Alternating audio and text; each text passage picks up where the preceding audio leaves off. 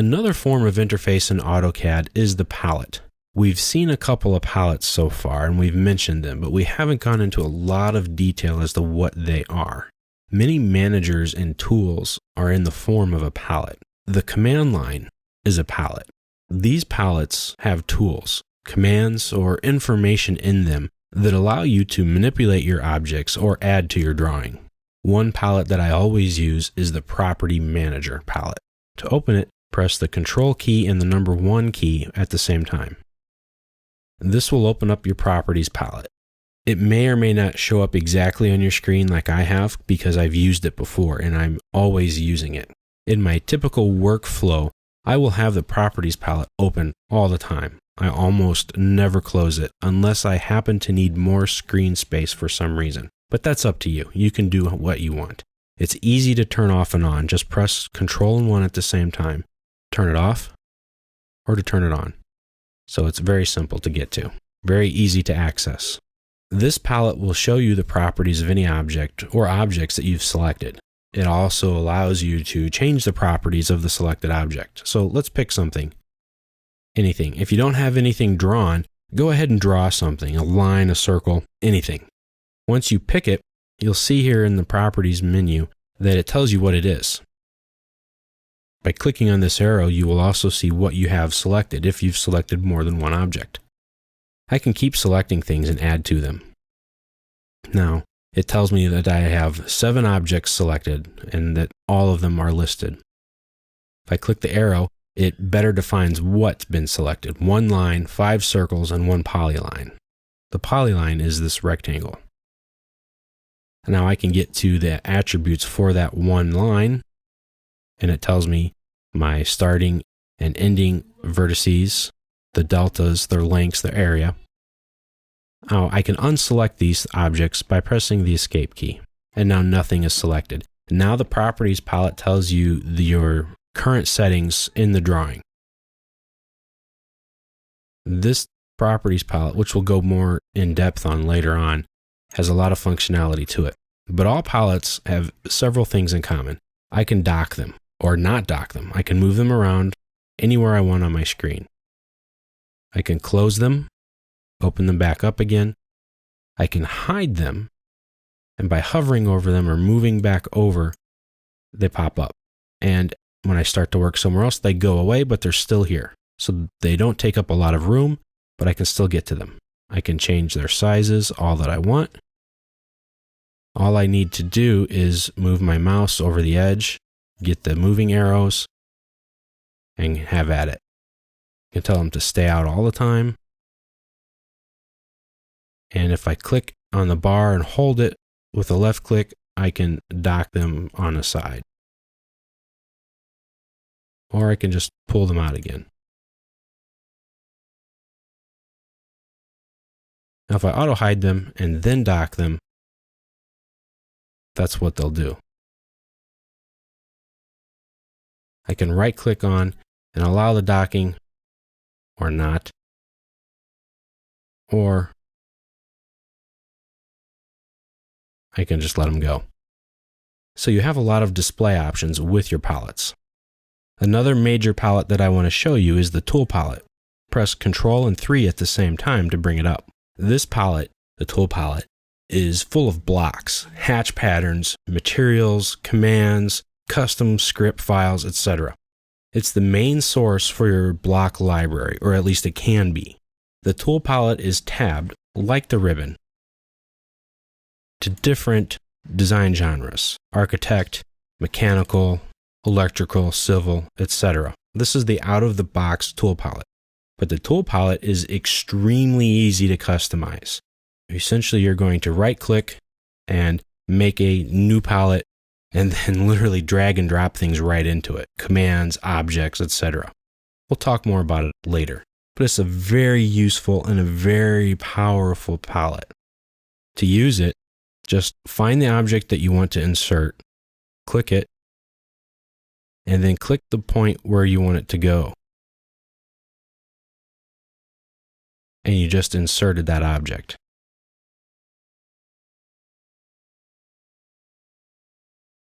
There you go. There are many objects in here. The mechanical has imperial and metric samples of different shoulder screws, etc., nuts, bolts, things like that. The architectural has different doors and windows, and even plants and some vehicles. There are so many different tabs in the tool palette that you can't see them all. You can see right here in the bottom that there are a little bit showing. Right-click on it, and here are all the possible tabs that you can pick from. As you can see, some of these even have commands in them, like the line, construction, polyline, etc. So you can put blocks, you can put hatch patterns, you can put commands into the tool palette. It's easily customized and very powerful. Another useful palette is the Quick Calc palette. That's a calculator. So you can essentially have a calculator with you inside AutoCAD wherever you go. Just press Ctrl and 8 at the same time. And here it is. It works like any other palette.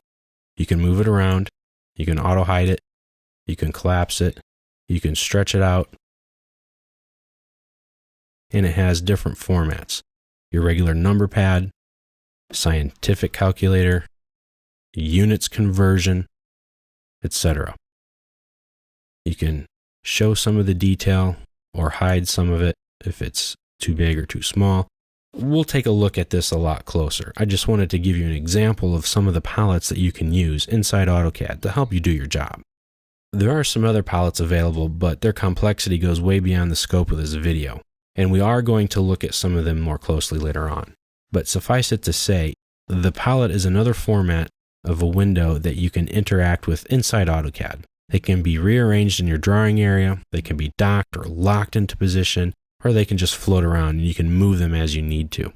They can hide themselves or they can stay open. You can right click, and remember, pick up on the right clicking here. You can right click on things, get more options to them. You can make the palettes as bars or just whichever you need.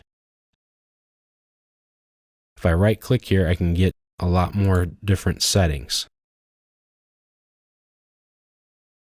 I can hide them even more or make them completely solid. So when in doubt, right click and use a palette. Use a shortcut window, use more functionality in your command, etc. In the previous section, we discussed the value of inputting commands with the keyboard. One key to efficiency in AutoCAD is taking advantage of keyboard shortcuts or command aliases, and also the function keys. Let's look at the function keys first. They work like toggles. They turn certain drawing aids on and off. The two you're going to use the most will be the F3 key and the F8 key. The F3 key will toggle your running O-snaps on and off. O-snaps are drawing tools that force AutoCAD to draw objects to very specific places on another drawing object. In the video section where we looked at the right-click shortcut windows, we found the running O-snaps, or the O-snap override commands. Well, running O-snaps are O-snaps that are always on. If I were to draw a line, and I wanted to draw it from the center of this circle to the top point of this triangle, how would I do that? Well, I would use O-snaps. If I start the line command, and with my O-snaps on, I get a glyph. That little green circle right at the middle of the circle there, that is the center O-snap. Also, there's a little text box there that has the word center on it. So when I'm in a command, a drawing command or an editing command, and I need to snap to specific points of an object, like the center of a circle, I use the running O-snaps to do so. Once the glyph is highlighted or showing, I can left click to start my line. And I picked the center of that circle. Now to draw to the end point of this triangle, or to the point of it, I just do the same thing. I move my mouse with the cursor and the crosshairs near that endpoint, and the endpoint running O-snap glyph will be shown. Then I click, and there you go. I drew a line from the center of the circle to the point of that triangle. Now I can toggle those running O-snaps on and off by pressing the F3 key. As you see, I just pressed it, and the command line says O-snap off. If I were to draw a line again, and I want to get to the center of this circle, I don't have that running O-snap available. Same way with the endpoints. they won't go. Now we'll take a deeper look later on into all of the exact details of the running O-snaps and how to decide which ones are on, which ones are off. In short, these are your options. You have an endpoint, a midpoint, center point, nodes, quadrants, etc. There's a lot. Everyone here that is checked is what's going to be turned on. I can turn them all on, turn them all off, or just turn a few on. It depends on how you want to work. Of course, you can always use your right-click shortcut menu to pick a specific O-snap, or you can type in O-snaps too. Again, we'll talk about those later. Now, the other toggle that you're going to use for your function keys is the F8 key. F3 and F8 you will use the most because those are two of your biggest drawing aids. F3 is for the running O-snaps, and F8 will turn on your ortho mode. Ortho mode right now is turned on for me. When I draw a line, as an example, this line will be orthogonally projected, meaning it's going to be perfectly horizontal or perfectly vertical. That's nice. Now, if I start the line command again, and I turn off my ortho by pressing F8, I can draw the line at any angle. It's not constrained or locked in any way. So you're going to toggle off and on your running O-snaps and your ortho projections off and on all the time. That's a constant back and forth. Those are two buttons that you would often program into like a 5-button mouse so that you can quickly and on the fly turn those things off and on, especially the F8 key. Now the F1 key is another one you're going to use often. And a lot of times you're going to hit it by accident because the escape key and the F1 key are right next to each other. The escape key cancels one of your commands. So if you're trying to draw the line and now I made a mistake, I don't want that, you hit the escape key. Well, a lot of times you fat finger it and you press the F1 key instead. For example, if I start a line and say, oh no, don't want to do it, I press escape, I'm out of the line command. Well, if I start the line command and I want to stop, I go to press the escape key, but I miss and I hit F1. Well, what does that do? F1 brings up the help menu. And when you're in a command and you open up help, it will open up the help section for that command. So I was in the line command and now it brought up help for the line. A lot of people find this annoying. Annoying. So bad annoying that many people have been known to rip off their F1 key because they hate it so badly. Another function or toggle switch that you're going to use is the F2 key. Press it. That will open up your command text window. Press it again to close it. Remember, the function keys are toggle switches, so they will turn things off or on, depending on the current state. If something is off, it will turn them on. If they're on, it will turn them off, or something like that. Now, F4 will toggle your 3D O-snaps on. Now, these are your running O-snaps, but they're for 3D functionality. And that's only in AutoCAD. In AutoCAD LT, it reverts back to the old functionality before this new feature was introduced. And that is in toggling on an old drafting tablet. So I haven't used a drafting tablet with AutoCAD in many years, but they were really cool. We used them often when AutoCAD was still in DOS and not in Windows, and it had a lot of the ribbon-like functionality on the tablet itself. So you probably aren't going to use that anymore, or ever again even.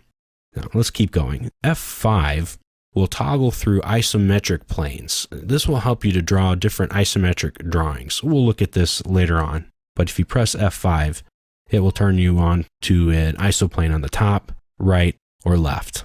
Again, we'll take a closer look at drawing in isoplanes later on, but those are great for creating 3D isometric views or creating a PNID sheet. Those are really cool, or some circuit drawings. Now, F6 will turn on a dynamic UCF or turn it off again.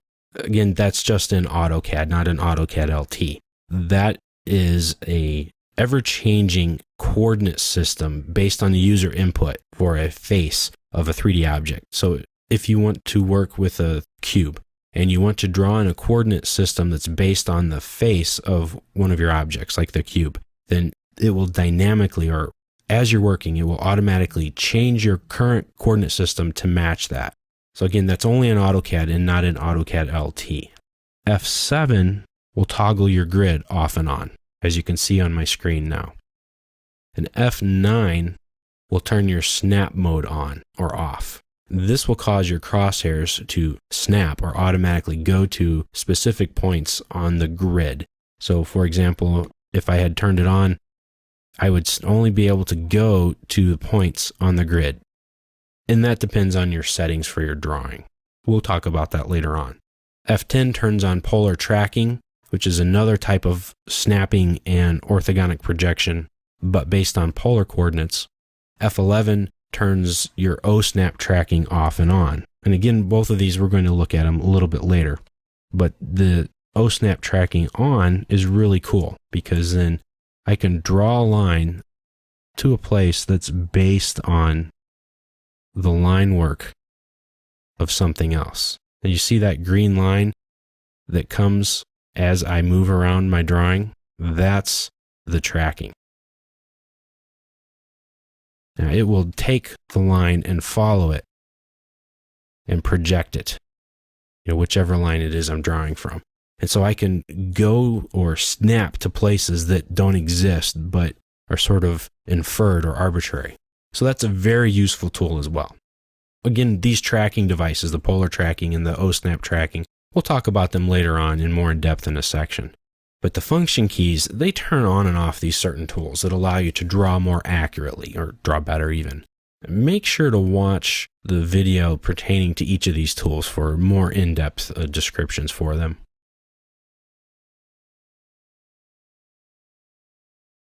And in an earlier video though, we did talk about entering commands into the command line. We mentioned the fact that there are command aliases. These are typically 1 or 2 keystroke long entries, some or more, that you use them to start a command. Like L for the line command. Instead of hunting for it on the ribbon, or instead of typing in the full word line, which honestly isn't really that difficult, but still, L, if I'm drawing lines all day, L saves me. Well, let's see here. That's 1 keystroke that I have to type in no matter what. L-I-N-E, that adds 3 more keystrokes, then I press enter. So if I draw 10 lines, that's saving me 30 keystrokes, or it's saving me 30 times where I have to go up to the line command and then back to where I'm drawing again. Just L, enter, and I'm gone. They're a big time saver, especially over time. Another example is C for circle, or M for move, or CP for copy, etc. Now, there is a file that's called the PGP file, and you can edit that to change these aliases if you want to. It's a simple text file that you can open up in Notepad, and you can just edit it. You can add to it, you can change it, but there is a set pattern or a way that you need to do this in order for it to function correctly. It's really easy to get to. Go to the ribbon and go to the Manage tab. Go to the Customization panel and then click on the Edit Aliases button. This will open up the PGP file in Notepad for you. Here's a bit of legalese disclaimers saying, hey, if you mess with this file, you could really screw up AutoCAD, so be careful. And you know what? Yes, that is absolutely true. If you mess this up, the commands are still going to be there, like line or circle, but you're going to mess up the command aliases. So just be careful. You can scroll down all this part here. This is just giving you a bit of information on it. It's sort of a disclaimer so that Autodesk knows that you know what you're doing. Here are some examples of some things that you can do. Go down a little bit farther, and it gives you the format on how you need to type these in. Put in the alias, and then a comma, then an asterisk, and then the full command name. Yeah, it's really that simple. So let's look. Now, there's a command called 3D Array in AutoCAD. It's not there in AutoCAD LT because there's no 3D functionality in it. But you can type in 3D Array, or you can type in 3A. Much easier. That's a better solution for entering that command. So it's pretty simple. You put in the command alias that you want, and then a comma, and then you just tab over until you line this up with the rest of the text just to keep it visually consistent. And then you type in the full command. Here's a shortcut for arc. Arc's only 3 letters, but still, it helps. It saves 2 keystrokes. So mathematically, evaluating this savings in time, you're reducing the amount of time to start the ARC command by 2 keystrokes. Now you need A, R, C, and then enter. So that's 4. You're cutting your time to start the ARC command down by 50%. That's significant. And then you look at other things like this export to AutoCAD, and it's AEC to ACAD. In this case right here, what it's done is that this is an older command in AutoCAD that they don't want to get rid of, but they've replaced it with this command so that whenever you type it in, it will do this command. A little strange, I know, but that's what it is. So you can go through this entire list and look at all of the command aliases that there are. You can print this out and hang it up in your cubicle or on your wall or just study it. Put it on your refrigerator at home, and every time you go to get a glass of milk, you'll be able to read and study these shortcuts. Now you can see in here that some of these commands will show up twice, or more than twice even, like copy. Here's CO for copy, and then here's also CP for copy. There are a couple of reasons why some of this has happened. It used to be that people would customize these files in a pretty standard way. Some people didn't like that copy started with CP. They thought it didn't make any sense because copy is spelled COPY. So they started editing the PGP file, well, because you can and it's easy to do. So they put in CO. Well, Autodesk saw this and said, you know what, let's default this in. So you have essentially 3 ways to execute the copy command inside AutoCAD. You can type out copy, you can type out CO, or you can type out CP. It's up to you. A lot of people have even changed it to just the letter C. Say, well, what happens then to the circle command? That's a great question, and I have an answer for you. And we'll get into that here in just a little bit.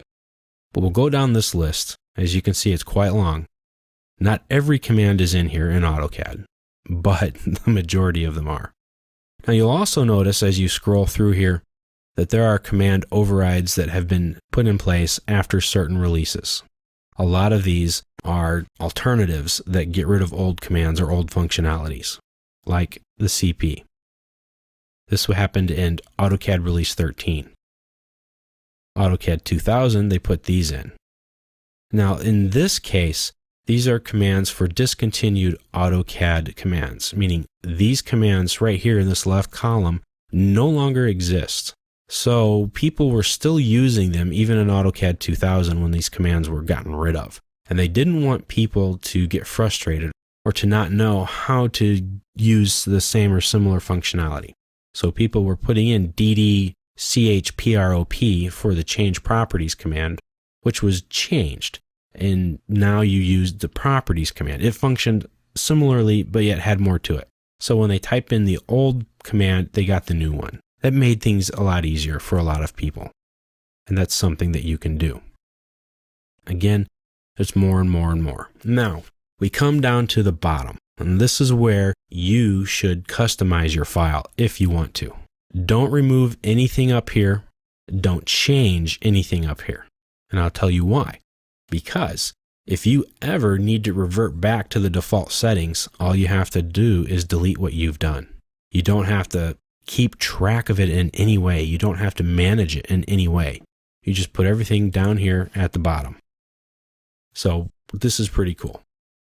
Now, this is where that circle and copy thing came into play. The way AutoCAD reads this PGP file is that it starts at the very top. It starts here. And it reads the aliases that are listed. And it says, okay, 3A is the alias for 3D array. All right, great. It comes down and keeps going, and it says, okay, C is for circle. Great. Now, a lot of times people have changed that because they want to use the copy command more than the circle command, so they make C as to be copy, and they'll make CI for circle. So, well, what happens? Do I need to change it here? Well, you can, but don't. Come down here. And let's type in our new commands. We'll type in CI, comma, then we'll tab, make our asterisk, and then type in the circle command. Enter, save the file, and there you go. Now, whenever I type in CI for circle, AutoCAD knows that CI will start the circle command. Now I can do this again. C, comma, tab over, asterisk, and copy. Okay, so we have a bit of a conflict here. We have the C command alias in here twice, once for circle up above and once for copy down here. Well, AutoCAD does what it was told last. So it sees literally up here in the top of the file that C is for circle. But when it gets down here, it says C is for copy. It says, oh, okay, it forgets the first one and does the second one. So I can leave everything that AutoCAD has given me intact, but I can add to it or I can change it. And if you say, no, I don't like this functionality anymore, I just delete it and everything goes back to my default settings. Perfectly untouched, clean, the way it should be. Just close, save your file, and you have your PGP functionality customized. That's a quick and easy way to make some changes to customize AutoCAD to fit your needs and to fit the way you want to work. I do know a CAD drafter that had changed the PGP file so that all of the commands were available to him with just a left hand on the keyboard. So he put his left hand in the home position for typing, and everything was a Q, W, E, R, T, or a QQ, or a QQQ, or a W, etc. It took him some time, he said, to train himself to do that, but he said the benefit was that he never moved his hand from the left home position. That's an extreme case, trust me. In fact, I hardly ever customize the PGP file anymore. It's fantastic the way it is, and it's nice. So, there are some things that you can use with the keyboard that will help you in your efficiency in using AutoCAD. Those are the function keys, and those are the command aliases. You can program the aliases very easily, and you can help manage them in a very easy way.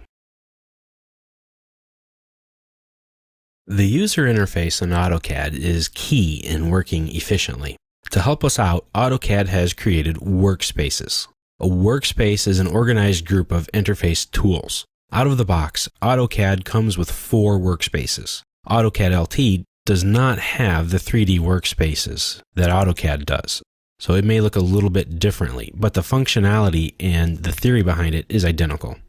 Each one of these workspaces is different from the other, and each one fills certain needs and roles. And we've looked at changing them before, and you can come up to the quick access toolbar and quickly go through the different workspaces that you have available. Now in AutoCAD, you have the drafting and annotation. If you're doing just 2D work, that's typically where you're going to be at. You also have 3D basics and 3D modeling. Those are for 3-dimensional tools. AutoCAD LT does not have these.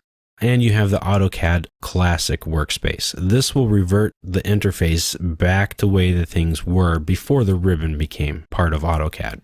Typically, you're going to stick with the drafting and annotation or the 3D modeling in AutoCAD, depending on your work. To switch between the available workspaces, you go to the Workspace Switching tool. You can come up here in the Quick Access toolbar, or you can go down to your status bar, and at this little gear, you can come to it. This is the actual Workspace Switching tool. You pick it, and you have all of these options and commands available to you. The check mark is for the workspace that is currently being used. To change workspaces, click on the arrow to open it up and then pick the workspace you want to use. And that workspace will be loaded. Your ribbon will change, your tabs will change, your palettes will change, your toolbars, etc. Switching between workspaces is very easy to do. Find the one you want and click it. Now there are some things that you can do to manage your workspaces. Because AutoCAD is extremely customizable, you don't have to use what you're given. So you can make some changes. And you do that through the workspace setting buttons. You can get to them here in the Quick Access toolbar, or through here, through the Workspace Switching tool. If you make changes to your workspaces, you will need to save them. You can turn on the automatically save changes options here so that it will, or you can leave that turned off. But if you're constantly tweaking your interface workspace on a daily basis, you're going to want to keep this on. Otherwise, when you come back to work the next day and you reboot your computer, turn AutoCAD back on, you won't have those changes made. But if you're afraid you're going to mess something up, then don't, and you just manually save your workspaces as you're going. Now, if you want to make your own workspace, and I really suggest that you do, it's possible that you want to just tweak it a little bit, or you want to completely revamp it. That's fine. But before you do that, don't mess with the out-of-the-box workspaces for a couple of reasons. One is that if you mess it up, which can happen, then you have something to go back to that you know is going to work. The other reason is that if someone else needs to work on your computer for you to help you out with something, and if you've really changed the way it looks, they may not be able to use it to help you. So what you should do is keep these intact and then make a new one. It's very easy to do. You can give it your name so that you know it's yours. You can give it a description because maybe there's a specific type of drawing that you want to make and you need specific tools. So you can do that. So to get started, pick on the Save Current As button and give it a name. I'm going to give mine just my initials and just call it 01. Not very creative, I know. But this is just an example. So I'll tell you what, we'll call it BCB, which are my initials. We'll call it Example Workspace. How's that? And I'll even spell example correctly. Now I click Save. This saves everything the way I have it right now. As you can see, it tells me this is the current workspace. It is now an option for me to pick. This is great. So now I can come down here and go to my workspace settings. And now I definitely want to automatically save my workspace changes. This is the one I'm going to use the most because it's my own personal settings. I'm going to select it, highlight it, and move it up. Now it will always appear at the top. I can add a separator as well. That way I know that these are all of the default ones. Pick OK. And I'll show you how it's going to look. When I come up here, here's mine, and here are the default ones. I know not to leave these alone, and I can use this separator to help me visually organize my available workspaces. So now that I have one saved, and I basically have my sandbox to play in here, what can I do? Well, there's a lot. You can just start, essentially, by clicking on the Customize button. Here are my workspaces that I have available. This is the one I'm currently using, and it's the one that I want to edit. What we've opened up here is called the Customize User Interface, or the CUI. This is the manager for that. In here, you can change the characteristics of your workspace. I won't get too deep into this, real super deep, because it can get real hairy, and it doesn't really fit the scope of this video, but I do want to show it to you a little bit, because there are a lot of quick and easy and simple things that you can do to change your workspace environment. You can work in your ribbon, you can work in your quick access toolbar right here. You can make a new one and toggle between different ones. You can make new ribbons. You can make new toolbars, new tabs, new panels, etc. But if you want to edit this, select it and right-click and pick the Customize Workspace option. Now, this is going to show everything that I have in here on my right. All of my menus, all of my palettes, and all of my ribbon tabs. And in each ribbon tab, all of my panels. Now you can't add a command to the ribbon, but you can add a command to a ribbon panel. And then you add the ribbon panels to the ribbon tabs. And that's how you customize it. Now, here's a quick way of things that you can do. If you want toolbars on, you open up this toolbar by clicking on the little plus sign over here, and you pick the ones you want. Whatever has a checkbox on it means it will be there. So let's say I want the draw toolbar. And, all right, that's all I really want. Not a problem. Now let's look at the ribbon. What tabs do I want? Now this is only available here for the 3D tabs and things for AutoCAD, not for AutoCAD LT. But I can turn them all on if I wanted, or I can turn some of them off. These are contextual tabs. You're going to get these no matter what, because a contextual tab, we'll talk about those a little bit later on, are ones that will come up only during a specific command. So, for example, when I'm working on hatches, the Hatch Editor Contextual tab will pop up, giving me the controls for editing a hatch pattern. Now that's nice. It's not up there all the time. I only need it while I'm working with a hatch pattern or hatch object. So it's contextual. So it won't be up there until I need it. And that's nice. So let's just add some things to it. Let's say here, I don't want the render. I don't want parametric. I don't want the output or the insert. I just want some of these things. We keep it very short, very simple, and we're good. Now I can even come over here and I can see and verify, yes, it has what I want, and we're good to go. I can go and make these changes, all that I need to. So basically, to organize this, all I need to do is just turn these things on and off as appropriate or as I want. Then when I'm finished, I right-click on my workspace, hit exit, and I'm good to go. Hit OK, and then AutoCAD will update my workspace accordingly. And now you can see I have a lot less options up here because I don't need them for what I'm doing, and I have my draw toolbar all the way on the left part of the screen. So that's a real quick and easy look, a real short look at the custom user interface manager. You can turn palettes on or not. You can turn the command line off or on, etc. Now, another thing that will happen is I can put on my properties palette or any other palette, set that up, and since I have my autosave feature turned on, this is going to show up every time, and this is the way I'm going to use it, and this is the way I want it. So when I close out for the day or I switch workspaces, this is going to be saved. So let's go back to my regular drafting and annotation workspace. See, all the changes that I've made are not here. But when I go back,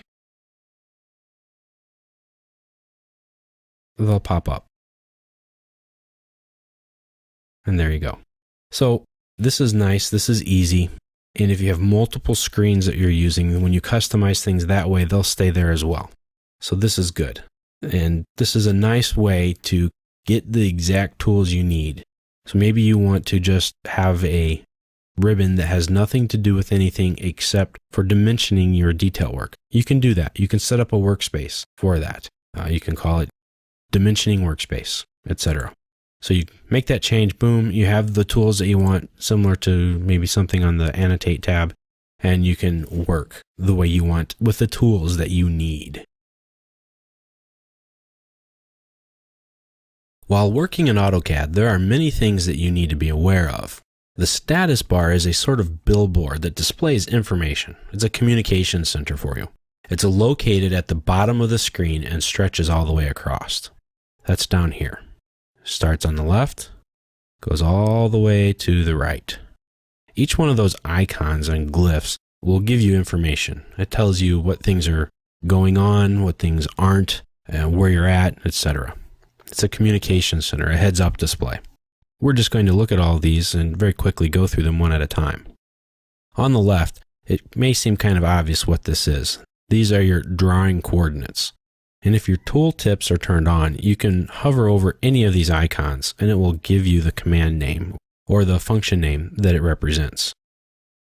As you move your cursor around, you'll see that those coordinates change. So it's telling you where you're at in your drawing. AutoCAD is based on a Cartesian coordinate system, and it's called the World Coordinate System. And it just goes with an X and Y coordinate system, and for AutoCAD LT, and then AutoCAD has an XYZ. So it's constantly telling you where you're at. This will help you keep track of your position. If you need to determine the coordinates of an object in your drawing, you can place your crosshair there. For example, right here, that's where you are. As you move, you can get the coordinates for all of the endpoints for this rectangle. Very handy, very quick and easy to use. Next, you'll see the toggle status icons. We talked about these in a previous section where you can press your F1 keys, F2, F3, etc. to toggle some features off and on. Well, instead of using the function keys, you can also just click on these icons. When they're highlighted with this blue background color, that means they're turned on. When they're just gray, that means they're off. This first button here is for the Infer Constraints. This is only in AutoCAD. AutoCAD LT doesn't have them. But constraints will control your line work. It will keep things, as you can see here in the parametric tab in the ribbon, locked into position. Keeps them perpendicular, keeps them horizontal, parallel, etc. That turns it off and on. The next one is the snap mode. When that's turned on, you can see AutoCAD will snap to your grid settings. Now those are going to depend on your exact settings and how big they are. The spacing right now is 0.5 units for X and Y. So every half of a unit, I'm snapping into position. If I draw a line, you can see I'm snapping to these points on my grid. Now this is a nice tool to use that will help you draw very accurately with little effort. But it also limits you to drawing on that grid. But if that's what you need to do, then that's a very easy way to draw. That's toggled off and on here.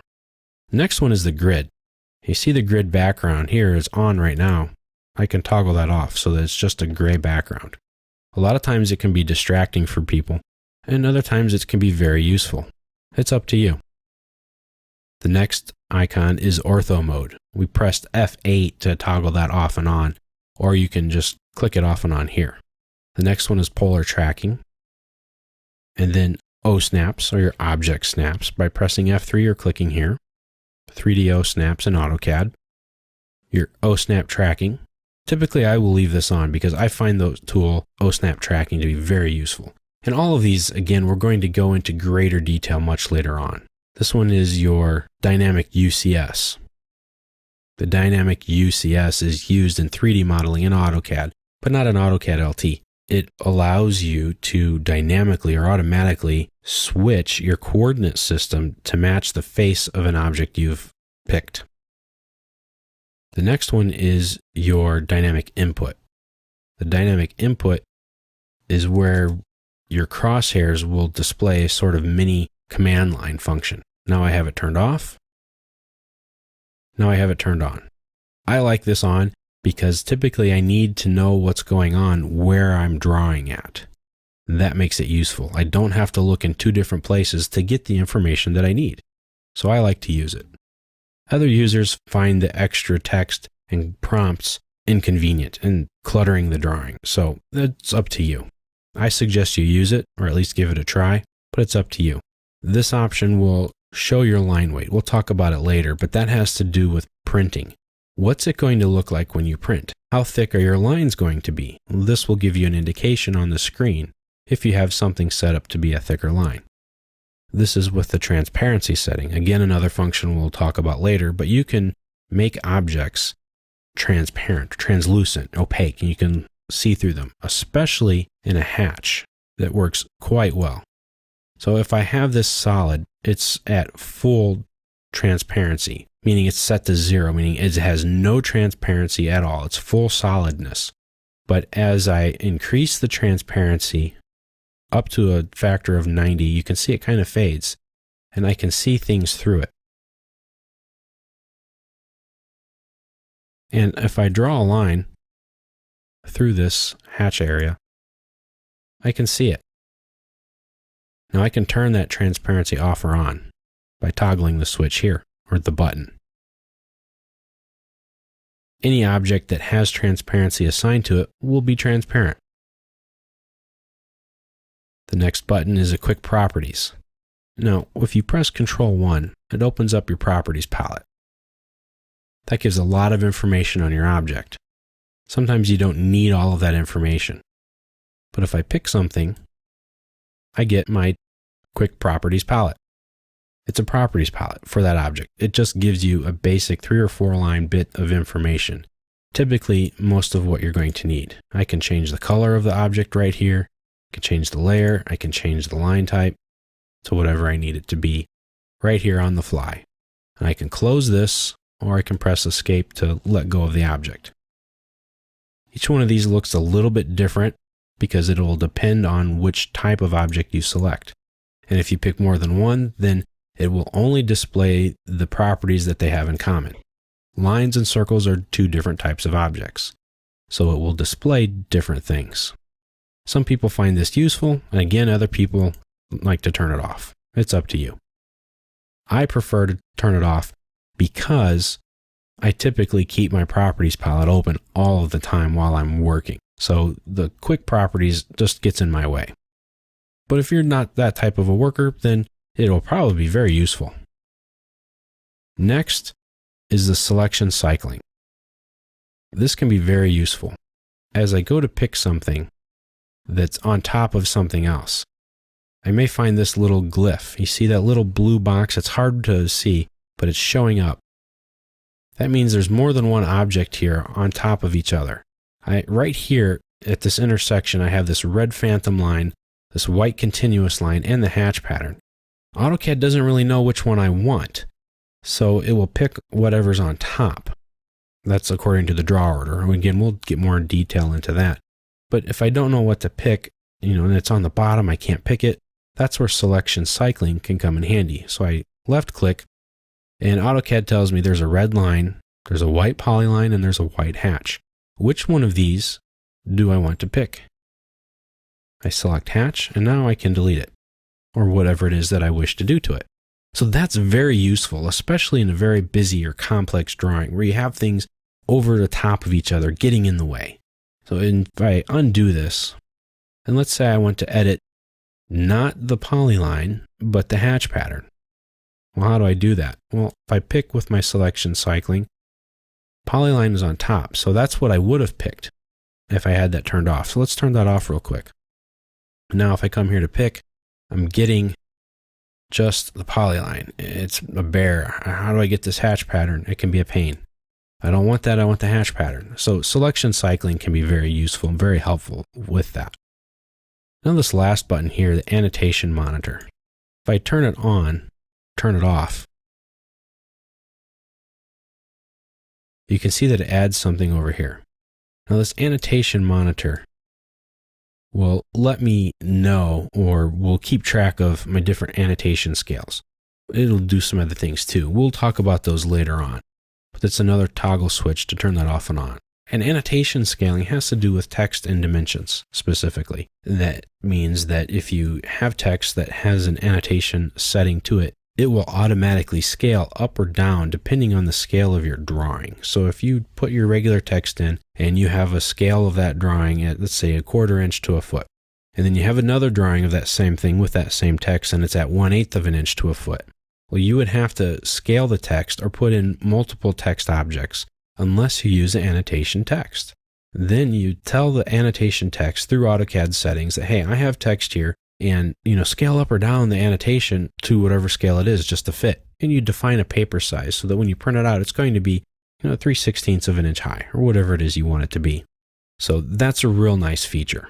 Now moving on here, we can toggle right here between model and paper space.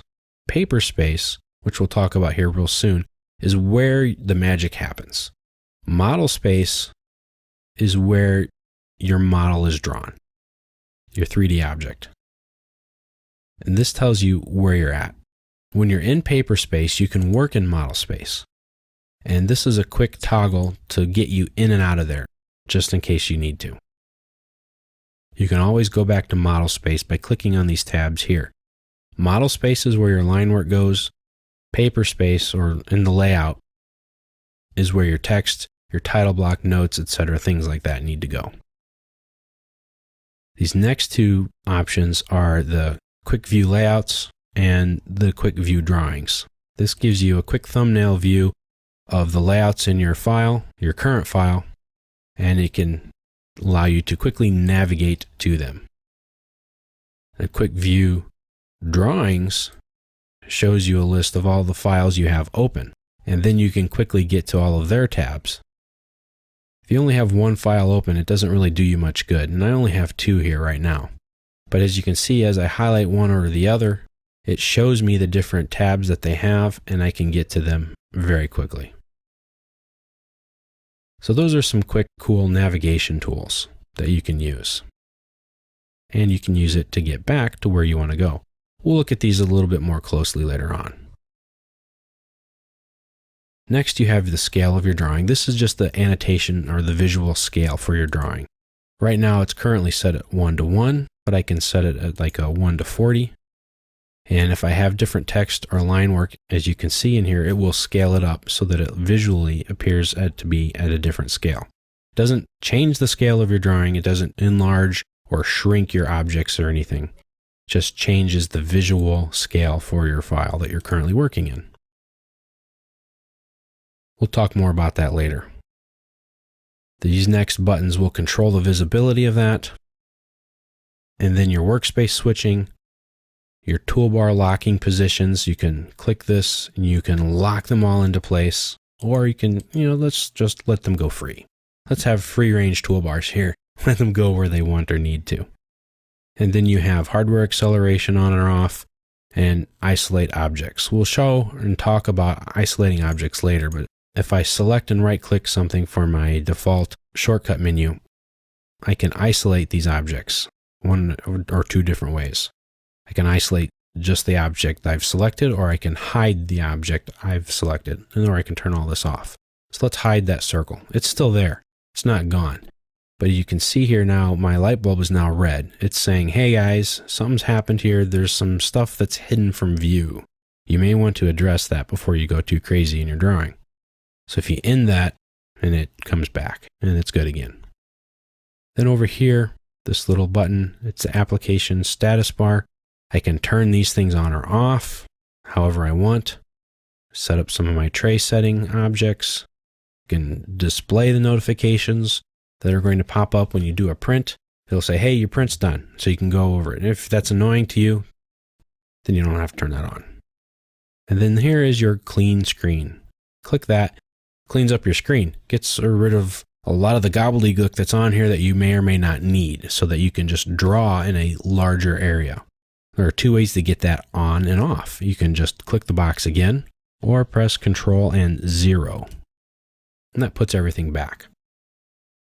So the status bar, as you can see, is a big deal. And a lot of times, most of the things on here are just there and you're not even looking at them. But it's a quick look to tell you what's on, what's off, how to interact with AutoCAD, turn things off and on, and get a quick idea of what's going on certain aspects to your drawing. So it visually informs you of these things, which settings are on, which settings are off. And it gives you easy access and control to those settings and functions.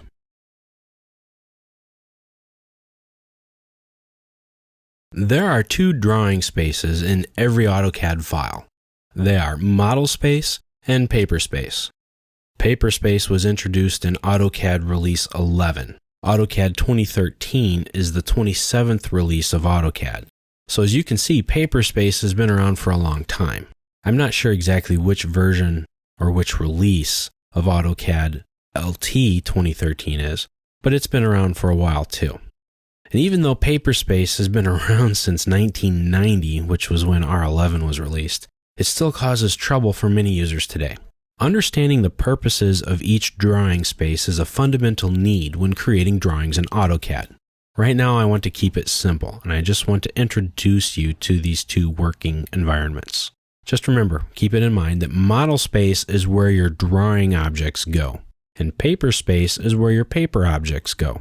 There are exceptions to these rules, of course, from time to time, but generally speaking, that's the rule of thumb. If you were to create a drawing with pencil and paper, you would start with a drawing border and a title block and then put your drawing inside it. AutoCAD does the exact same thing, but in reverse. You create your drawing objects or your model in model space. They can be 2D or 3D objects if you're working with AutoCAD. Then you switch to paper space and add your drawing border and your title block. Then you add your notes, your dimensions, your text, your details, your callouts, etc. Paper space is for your annotation. Especially so if you're going to create more than one sheet in a file. There can only be one model space tab in any given file, but you can have almost as many paper space tabs in your file as you need. However, it's a good idea to limit them. There are a lot of reasons for that. If you have to scroll through paper space tabs to see them all, then you probably have too many. By default, the template files typically come in with a model space and a layout 1 and layout 2 tab. When you approach drawing in AutoCAD, think of your line work as data in a database. That data belongs in model space where you can access it, where it's raw. Paper space is where you will display this data in your drawing. You reference the data through what's called a viewport. It's this box here. This is a viewport. It's a portal to model space that gives you a view for your drawing. I double-click inside the viewport to activate it, and there I have complete control of how it will be displayed visually. However it's displayed in model space is one thing, but here in my paper space layout tab, I can display it however I need to. And in my second or in another viewport, I can display it in an even different way. Therefore, I can take the basic data of one model and make a multitude of different drawings with it. So remember, this viewport references the data from model space. Just think of it as a window to model space. Once I'm here, I can annotate this all I want. I can add dimensions to it.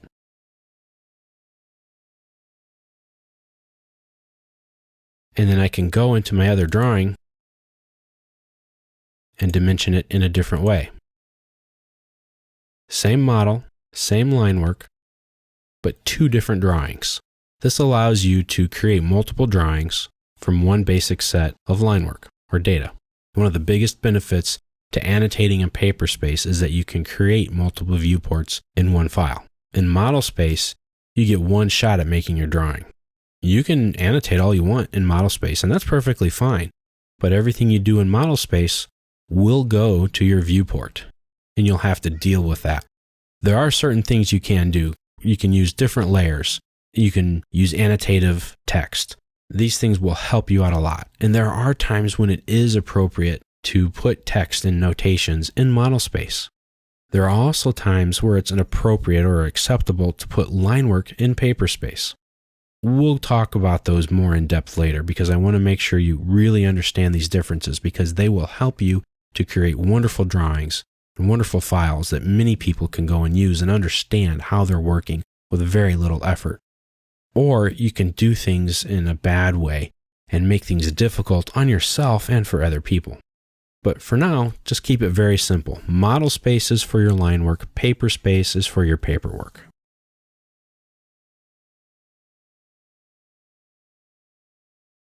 When you work with AutoCAD, you will often find it useful to have more than one drawing file open at a time. And some of those drawings will have multiple drawing tabs or paper space tabs in them. Navigating through that mess can be difficult and sluggish. How do you know which drawing you need or what tab you need, especially if they aren't your files? A very quick method of switching through open drawings is by pressing Control and Tab at the same time. I have two files open now, just this one and another blank one. But if I press Control and Tab at the same time, it will toggle me through my open files. I keep pressing and it will take me back and forth. Now, I can also press Control Shift Tab and that will reverse the direction that I'm traveling through. I only have two files open right now, so the direction is irrelevant. But if we had 3 or 4, then you'd get the idea. But what if you have, let's say, 10 drawings open and each one of them has 5 tabs? And plus, when you press Control and Tab at the same time, it only takes you to the current layout tab that you had open last in that file. So what if it's the wrong one? Okay, there's another way to get around this. You can also press Control and Page Up to toggle through your current drawing. You can also hit Page Down. Page Down will take you through your tabs. Page Up will take you in the opposite direction. So that's one way to get through your different layout tabs in your file that you have currently open. Control tab is real easy to do. The page up and page down can be a little cumbersome. Let's open up a drawing with multiple tabs. In fact, we'll open up several of them here. I'll just go through my recent files list and pick a couple of them. This will work nicely. Okay, there are two tools that are very similar to each other, and we kind of took a brief look at them in a previous section where we talked about the status bar controls. They are quick view layouts and quick view drawings. So let's open up a drawing that has multiple tabs in it. In fact, all that I've opened have them. And you can open up any files or you can just watch what's going on here. Right here is the button on the status bar on the bottom of your screen, the Quick View Layouts. And to the right of that is the Quick View Drawings. If I pick it,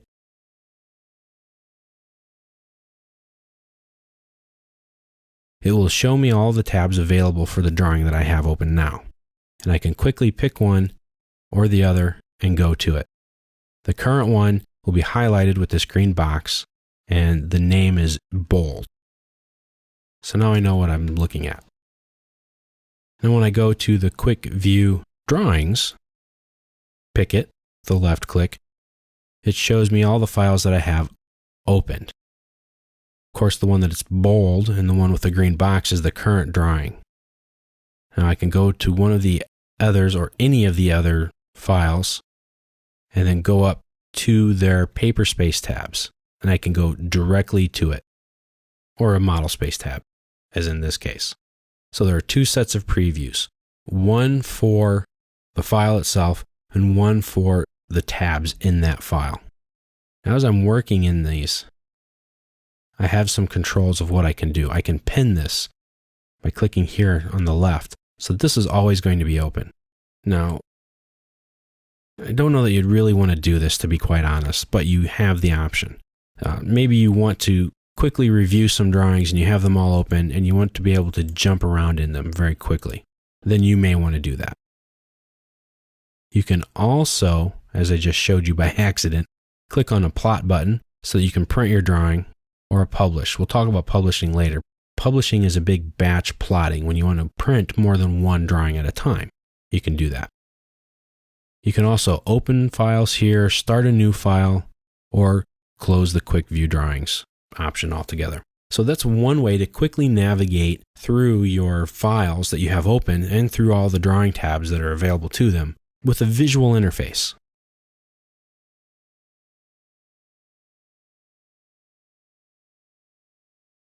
Now that we've taken the time to introduce you to AutoCAD's interface, you need to know how to work within AutoCAD. One of the most basic yet essential operations in AutoCAD is to start a file.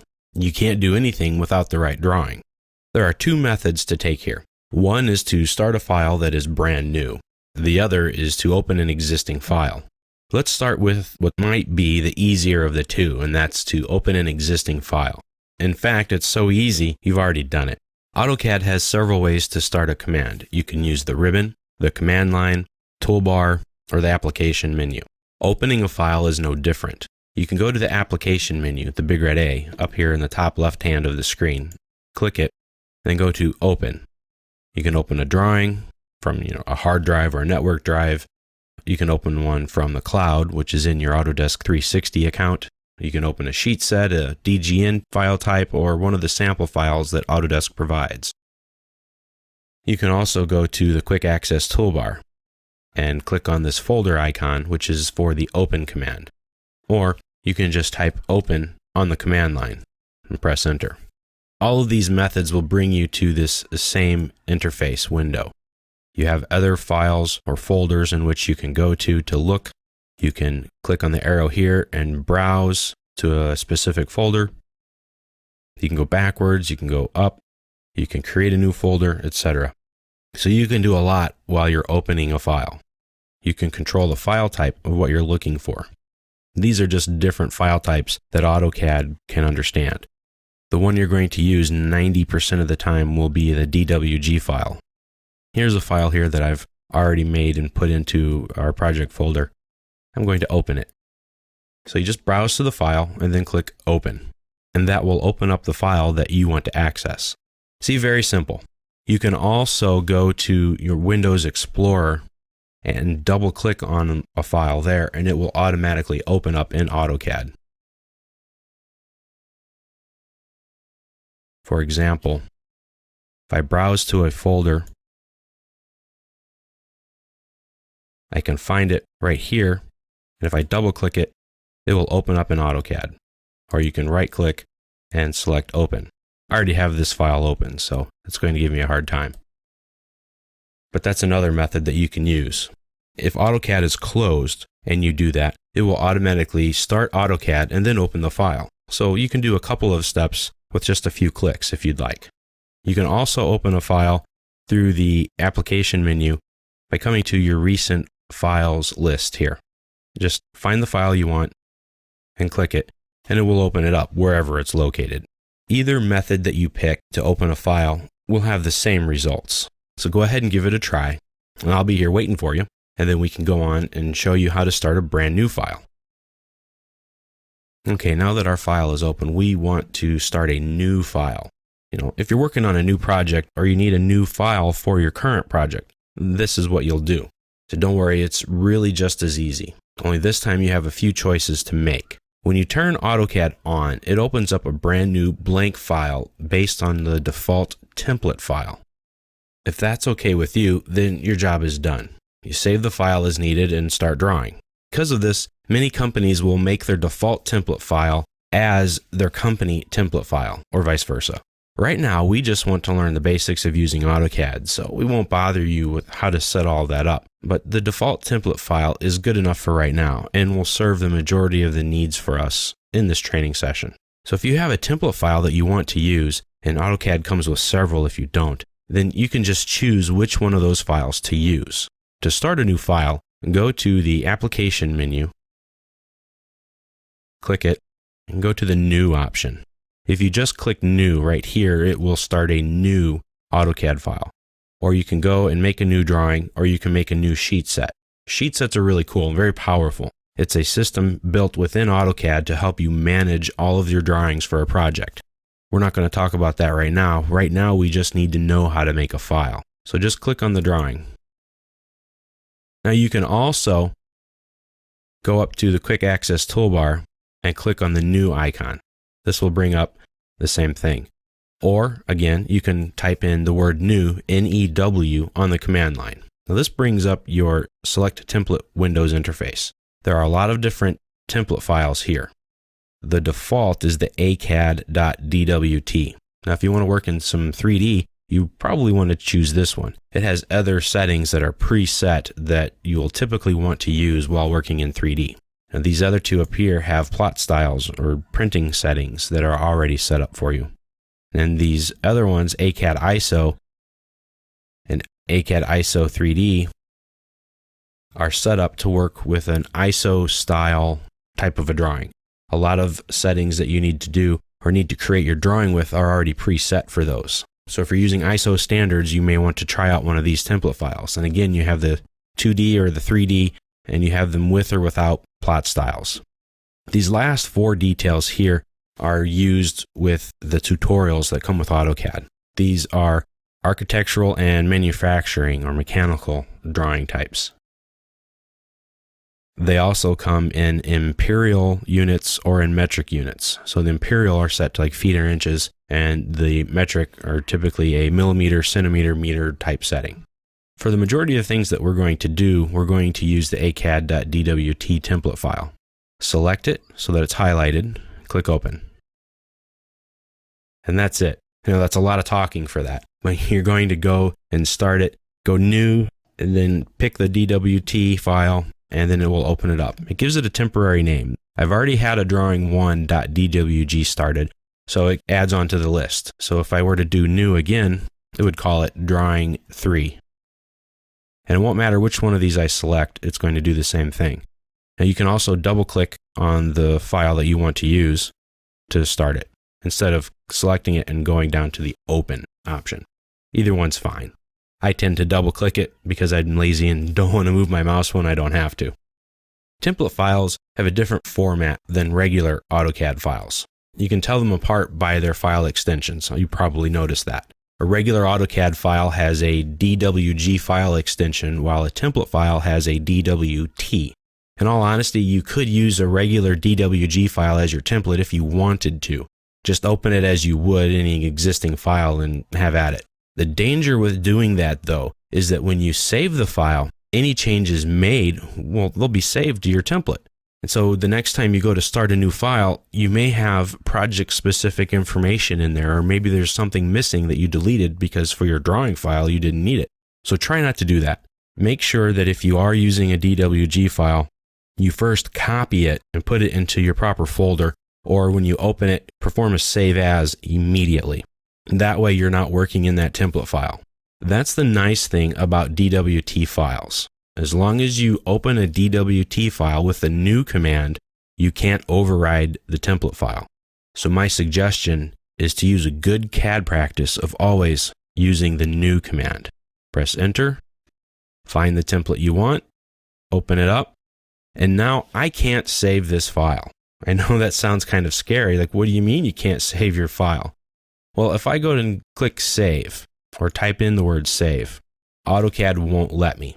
It just says, hey, where do you want to save it and what do you want to call this file? It will use the default name that it gives it when you start it, or I can replace that.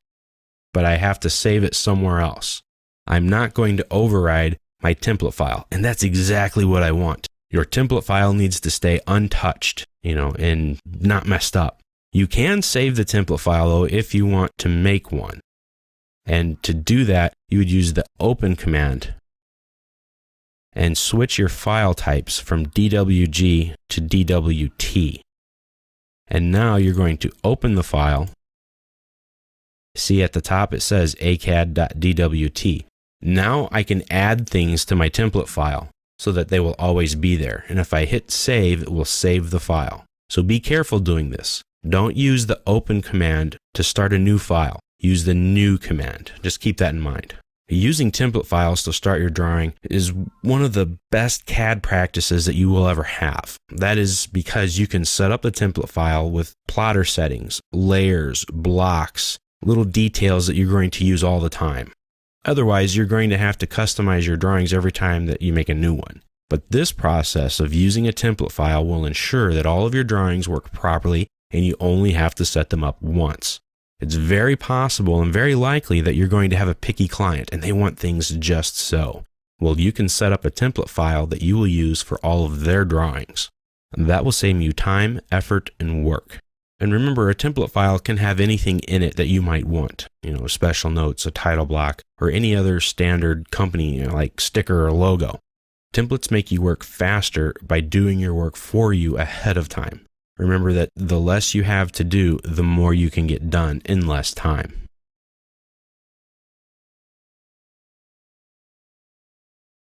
I'm not trying to jump the gun here, but you are going to need to know how to end your AutoCAD session. I know you haven't even really started yet. Well, it's still important. Just like there are several ways to open a file in AutoCAD, there are several different ways to save your file and to close it. In fact, they're very similar to each other. There are two main ways to stop using AutoCAD. They are the close and or the exit command. You can type either one on the command line. Just type close or exit. They're similar yet different, of course. If you have several files open and you close, then only the current file will go away. On the other hand, if you type in exit, every file will close, and so will AutoCAD. So close is to close your file, the current one, and exit is to leave AutoCAD, therefore closing all of your other files. There's also a close all command that will shut down all of your files but leave AutoCAD open. Just type in close all. With either of these commands, if you have made changes to the file but haven't saved the file yet, AutoCAD will ask you if you want to save them. Now, a change in AutoCAD, even for this case, could be a simple thing as panning your drawing or zooming in or out. So if you open the file and zoomed out or just panned, that's a change from AutoCAD's perspective because you're changing the view. So that may come into an account. You can click no if you don't want to save any of the changes, or just click yes. Clicking the cancel option will just stop the closing process and put you back into your drawing where you were. You can also click on the X right here in the top right corner. This will close the file.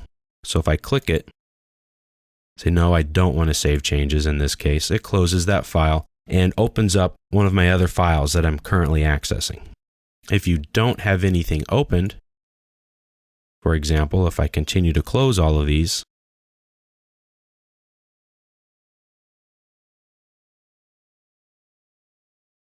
this is what you'll get. You'll get a top bar here no command line, but you can always go to File Open or File New. So that's what you'll get. While you are working, and long before you are through for the day, you need to save your work. One of the most important tips that I can give you is to save your work, save your work, save your work, save your work. Remember, you must save early and you must save often. Get into the habit of saving every 5 to 10 minutes. AutoCAD has an autosave feature, but I found it to be unreliable, if it ever works really. So there are several ways to save a file. You can click on the Save button in the Quick Access toolbar, which is right here. That will save your file. When you do save your file, AutoCAD will tell you that you've saved it here in the command line. If you click the Save As button, it will open up a prompt in your window, and it will ask you what you want to call it and where you want to save it. Just type all that information in and click Save.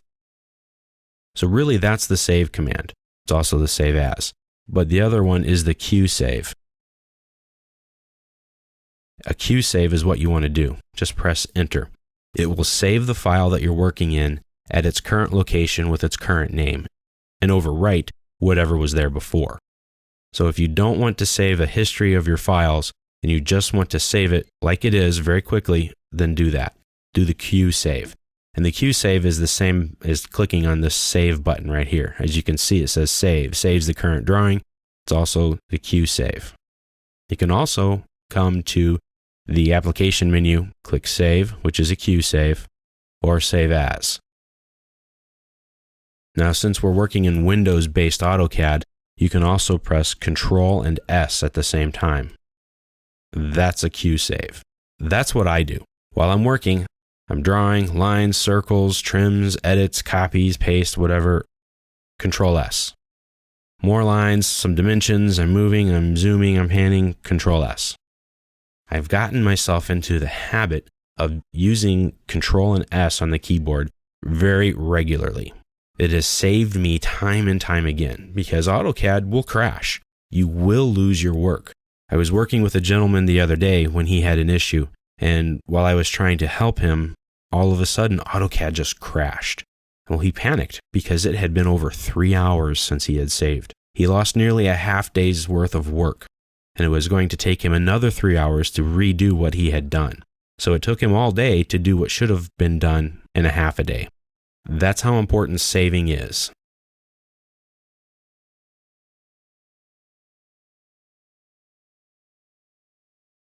When working with objects in AutoCAD, you will need to select items that are already there. Most drawings will require that you select something. There are many different ways to select objects and to make sure you are selecting the right one. When you're using an editing command, you will see a prompt on the command line that says Select Objects.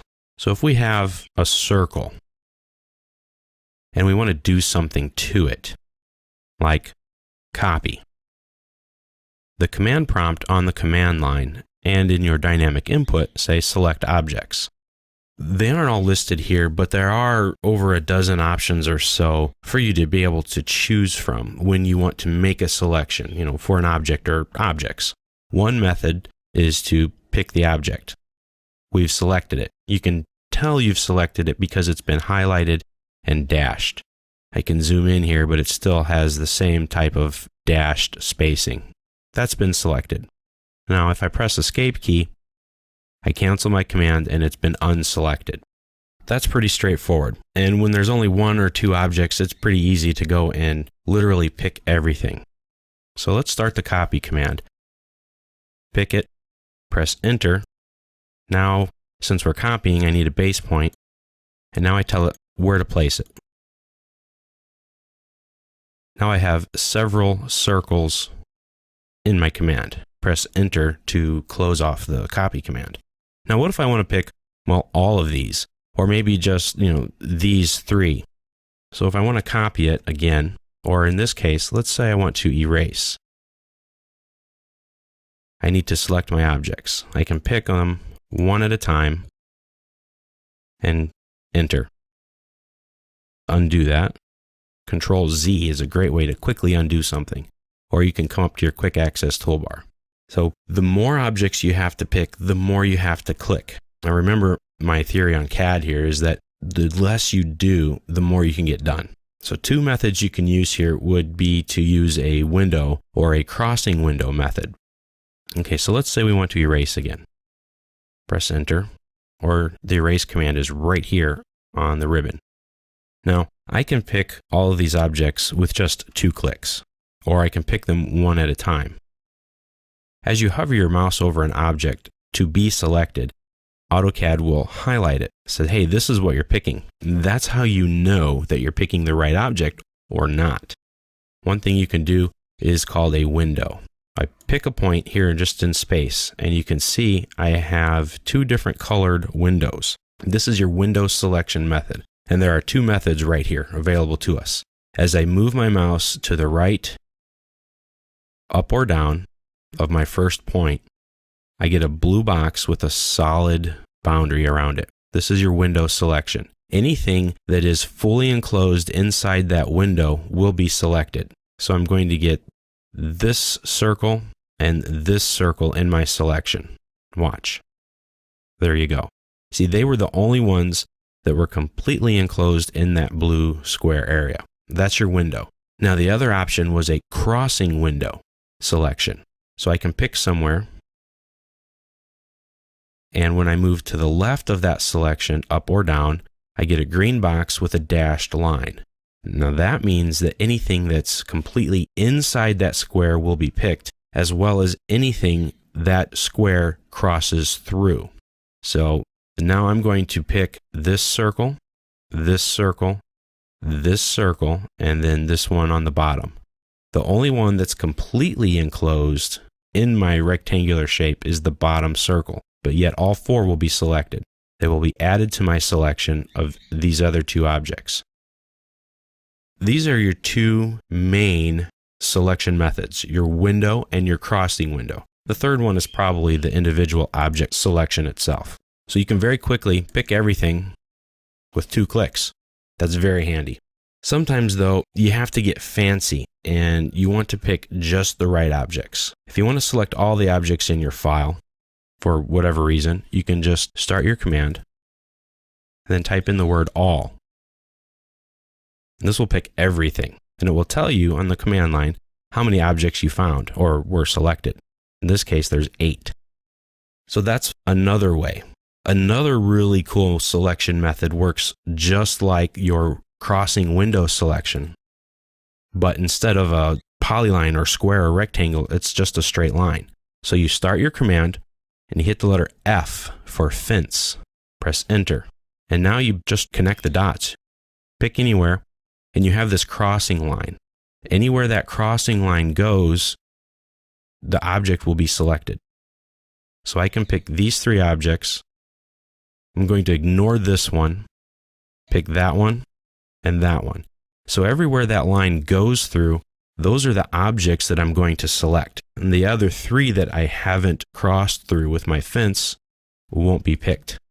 And I press Enter, and they're gone. So when you are in a tight configuration or you have a lot going on, you can use the fence option. Set Control Z again to undo that erase. Now this works just like the crossing window, except that you make a line, not a box. There's another one called the W polygon and the C polygon methods. These create a windowed or crossing polygon. So it's kind of a hybrid of your crossing window or window selection with a fence. These methods will allow you to create a multi-sided object as your selection area instead of a box. In all honesty and fairness though, I almost never use these methods myself because the window, the crossing, the fence, and the single selection will fit almost all of my needs. But we'll try them out anyway, just to demonstrate. Press Erase, and then WP. Now you just draw your polygon. So I can draw a really crazy shape. As you can see, anything inside will be selected. And right now, I have nothing that's inside my window because I've made a weird shape. So now the only thing that's going to be erased will be this circle here. So that's the WP selection. The other selection option is the C polygon for crossing window polygon. If I type in CP, now you can see I have my selection options here. Anything that crosses through will be picked. There you go. And as you saw there as well, I can use any combination of these selection methods. I can keep adding to my selection until I've picked everything I need. So sometimes you may want to just pick an object, and then do a window, whatever your needs might be. And then you could do a fence, etc. But sometimes you pick too many things and you need to remove these items from your selection. It happens all the time. There are two ways to do this. Once you've made your selection, let's just say I've picked everything. And I say, oh, I need to take the one out right in the middle, this guy. How do I get rid of it? Hit the letter R for remove. Press enter, and now pick. Now it's out of my selection. You see, it's not highlighted, it's not dashed. Everything else here is. Now you have to turn this feature off though, if you want to add more items. And you can use all of your regular selection methods that you use to add things to it with. So you hit R for remove, and now you want to type A for add. So now that I've typed in A for add, I can start adding objects back to my selection set. That's one method, the R method. The second method, which is my preferred method, is to just hold down the Shift key.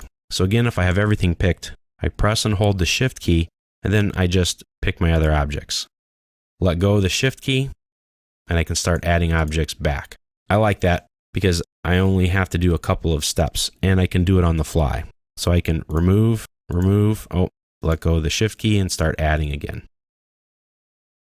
So your Shift key is very helpful there. There are many times when you make a selection and finish a command, and now you need to use that same selection set for whatever reason. So let's say I'm going to copy these three circles. Press enter, and I've copied them. Now let's say I want to delete those three, or you know what, I need to copy some more of those objects. Start the copy command again, press enter, and then hit P. P will select your previously selected objects. That's very nice. I don't have to figure out exactly which ones that I picked before. I can just start back where I was. Many times you're going to find that selecting the right object is difficult. And this could be because there are several objects on top of each other, or that they're just so close to each other you can't get the right one. So let's start the copy command again, and I'm going to go with the previous. I'm going to pick the center of this circle. I'm going to add them on top of these sets of circles. Now, which one do I want to delete? I don't want to delete both of them, but I want to delete the other one. There are a couple of different ways that you can do this. You can cycle through the objects, which is what you want to do. To do this, place your crosshair over the object, just like I've done here. You'll see it highlighted, and then hold the Shift key down and press the space bar. You can see it kind of flashes there. That will toggle through the different objects. So you'll get to pick the one that you want. You can also turn on what's called selection cycling, which is right here in your status bar. Turn that on, and when you hover over objects that have more than one object on top or underneath, you'll get that little blue glyph that you see in the top right corner of my crosshairs. It says, hey, there's more than one object here. So when I pick the object, it will say, hey, there are two circles. Which one do you want? You pick the one you want and start your command. And now there are only two objects here. One way to test if there are more than one object over the top of each other is by just selecting them. You can select objects before you start your command. That's also useful. Work whichever way you want. I find that I have developed a work habit of selecting objects, then performing my command. You can do it either way. It really doesn't make much difference.